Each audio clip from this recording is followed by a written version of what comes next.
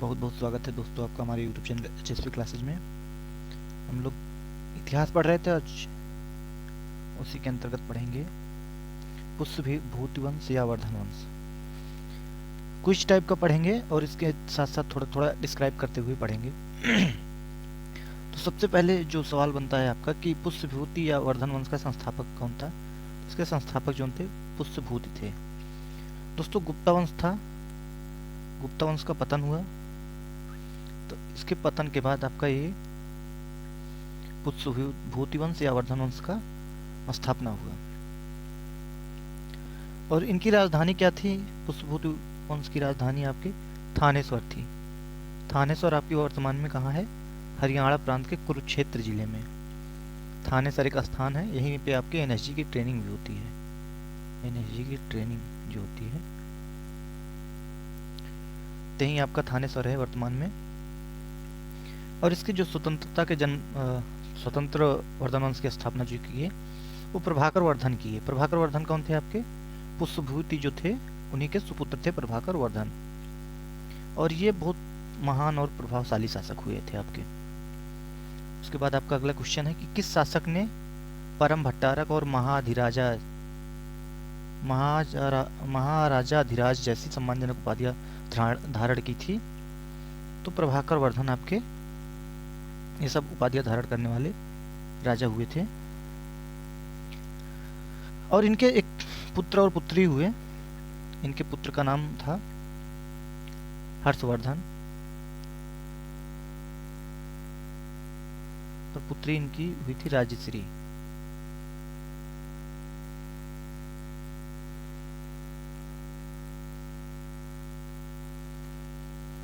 पुत्र हुए राज्यवर्धन और हर्षवर्धन, दो पुत्र, और एक पुत्री हुई थी राजश्री।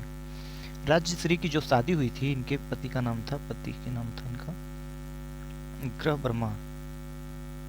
इनके साथ शादी हुई थी और इनके पति को जो है देवगुप्त ने मार डाला था। देवगुप्त ने मार दिया था। इसके बाद जो इनका भाई था हर्षवर्धन का राज्यवर्धन, इसने देवगुप्त को मार डाला। राज्यवर्धन ने अपने जो इनका जीजा था गिरिवर्मा उसके हत्यारे को मार दिया। इसके बाद क्या हुआ कि देवगुप्त का एक मित्र था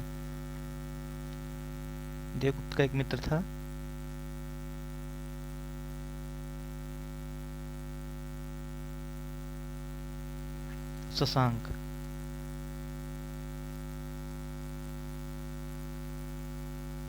इनका एक मित्र था। उसने क्या किया कि राज्यवर्धन की हत्या कर दी थी। ठीक है दोस्तों। इसके बाद बोध वृक्ष जो बोध गया में है, बोधि वृक्ष, उसको जो है कटवा दिया था। किसने कटवाया था? शशांक ने। एक गौड़ शासक था, इसी ने कटवा दिया था। अगला क्वेश्चन है आपका हर्षवर्धन राजगद्दी पर कब बैठा? तो जब राज्यवर्धन की मृत्यु हो गई थी, शशांक ने हत्या कर दी, उनके बाद 606 ईस्वी में 16 वर्ष की अल्पायु में हर्षवर्धन राजगद्दी पर बैठा था। अगला क्वेश्चन है किस शासक को शिलादित्य के नाम से जाना जाता है? तो हर्षवर्धन को शिलादित्य के नाम से जाना जाता है। शिलादित्य। और इसने परम भट्टारक नरेश की भी उपाधि धारण की थी। किसके शासनकाल में? अगला क्वेश्चन है किसके शासनकाल में कन्नौज राजधानी बनी? तो हर्ष के शासनकाल में। हर्ष ने शशांक को हराकर कन्नौज को राजधानी बनाया था। अगला क्वेश्चन है आपका कि हर्ष और पुलकेशिन द्वितीय के बीच युद्ध कहाँ हुआ था? हर्ष और पुलकेशिन द्वितीय, इनके बीच युद्ध कहाँ हुआ था? तो इनके बीच युद्ध जो हुआ था नर्मदा नदी के तट पर हुआ था। इसमें क्या हुआ था कि हर्ष की पराजय हुई थी। हर्ष हार गया था इस युद्ध में। अगला क्वेश्चन है आपका कि किसके शासनकाल में या हर्षवर्धन के शासनकाल में कौन सा चीनी यात्री भारत आया था? तो ह्वेनसांग आया था भारत। बहुत इंपॉर्टेंट क्वेश्चन है दोस्तों, ये बार बार एग्जाम में पूछा गया है। कि ह्वेनसांग किसके समय शासनकाल में भारत आया था, तो हर्षवर्धन के शासनकाल में आया था। इसके अलावा हर्षवर्धन जो है आपका नालंदा विश्वविद्यालय गया था।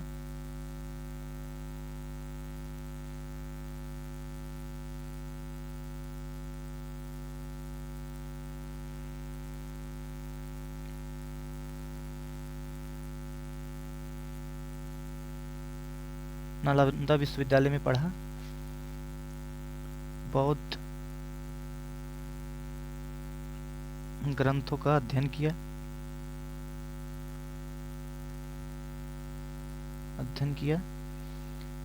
यात्रियों का राजकुमार भी कहा जाता है।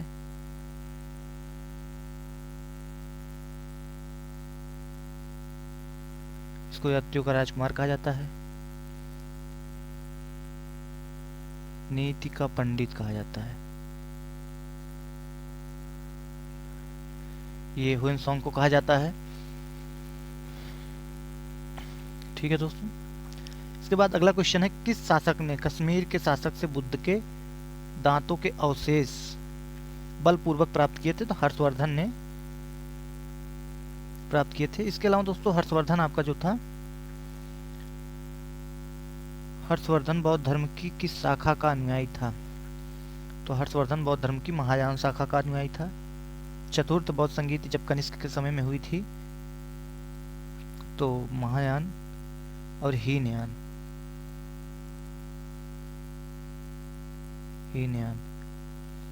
ये दो शाखाएं हैं बौद्ध धर्म की।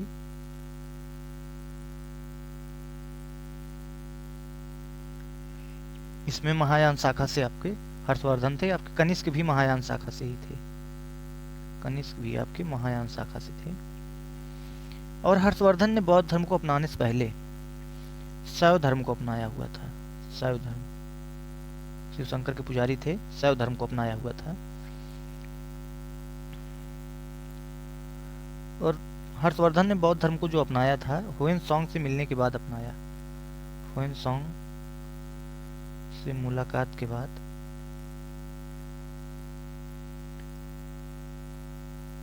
बौद्धिस्ट बन गया था। ठीक दोस्तों,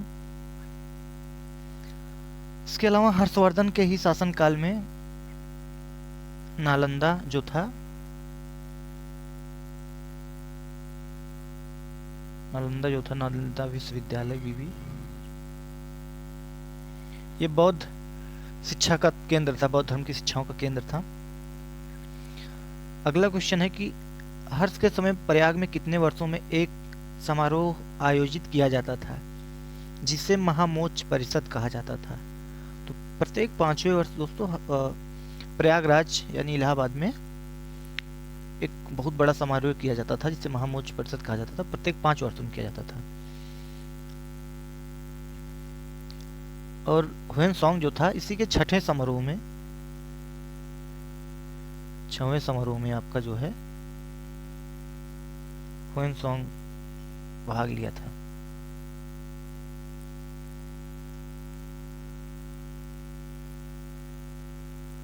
अगला क्वेश्चन है कि बाणभट्ट किसके दरबारी कवि थे?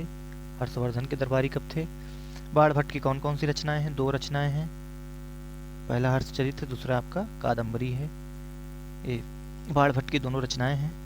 अगला क्वेश्चन है कि हर्षवर्धन की कौन कौन सी रचनाएं हैं? तो हर्षवर्धन की 3 रचनाएं हैं। 3 रचना, प्रियदर्शिका, रत्नावली, नागानंद। ये तीनों संस्कृत नाटक हैं और ये तीनों हर्ष द्वारा रचित हैं। प्रियदर्शिका, रत्नावली और नागानंद। अगला प्रश्न है आपका कि किस शासक को भारत का अंतिम हिंदू सम्राट कहा गया है? तो हर्षवर्धन को आप अंतिम हिंदू सम्राट कहा गया है। लेकिन ना तो हर्षवर्धन कट्टर हिंदू था और ना ही उस समय सारे देश का शासक था। ठीक है दोस्तों, हर्षवर्धन के समय में जो था पुलिसकर्मियों को चाट और भाट कहा जाता था। किसके समय में? हर्ष के समय में कहा जाता था, हर्षवर्धन के समय में कहा जाता था। और हर्षवर्धन के अधीन जो शासक थे उन्हें महाराज और तो महासामंत कहा जाता था। यानी हर्षवर्धन और इसके महासामंत। अधीन शासकों को कहा जाता था।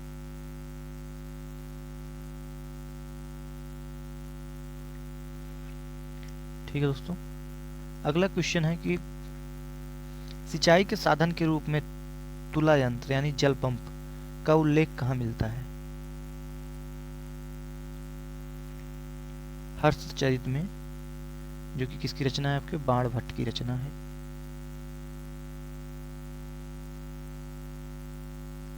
यहाँ पर आपका तुला यंत्र यानी जल पंप का उल्लेख मिलता है कि सिंचाई उस समय इसी के शासन का तुला यंत्र से हुआ करती थी।